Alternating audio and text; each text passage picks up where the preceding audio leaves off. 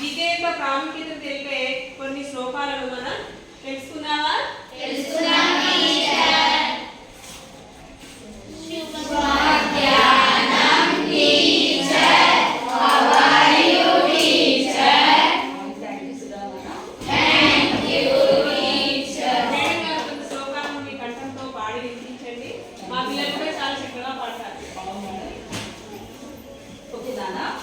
సంస్కృత శ్లోకాలకి మేడం గారు ఇంతకుముందే చెప్తున్నారు ప్రత్యేకమైన స్థానం ఉందని.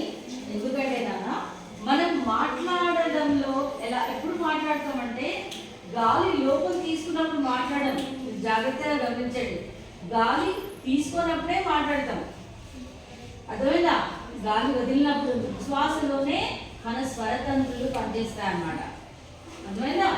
సో మరి మాటలు మాట్లాడుతున్నాం కాబట్టి టీచర్ ఇంకా ఎందుకు ఈ శ్లోకాలు అంటే, శ్లోకాలు ఇవి పూర్వకాలంలో రాసినటువంటిది.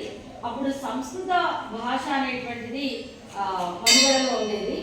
ఆ సంస్కృతం ఏంటంటే ఈ శ్లోకాలు మనకి విద్యార్థులు అంటే పిల్లలు పెద్దవాళ్ళు అందరూ ఎలా ఉండాలి, ఎలా మసలుకోవాలి అనేటువంటి అన్ని కూడా వాళ్ళు సంస్కృతంలోనే రాశారు.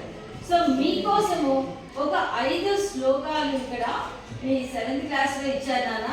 సో ఈ శ్లోకాలు 5 కూడా విద్య యొక్క గొప్పతనాన్ని గురించి తెలియజేసేటువంటివి.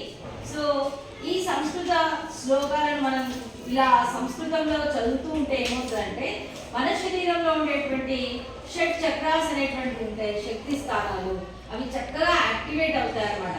కాసేపు మనం చదువుతున్నంత సేపు శ్వాసను నిలుపుతాం కాబట్టి ఇది ఒక యోగా లాంటిది. ఫస్ట్ నేను చదువుతాను, ఎలా చదువుతానో వినండి, తర్వాత మీరు అలాగే పాడండి, సరేనా?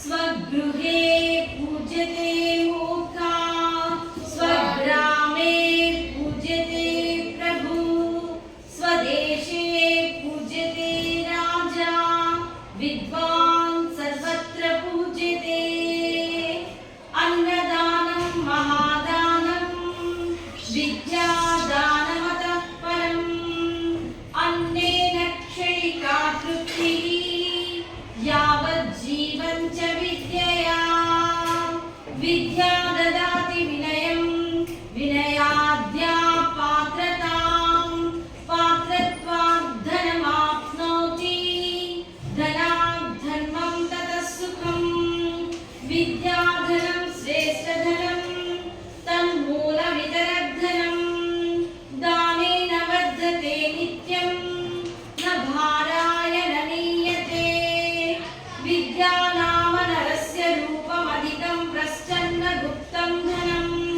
విద్యా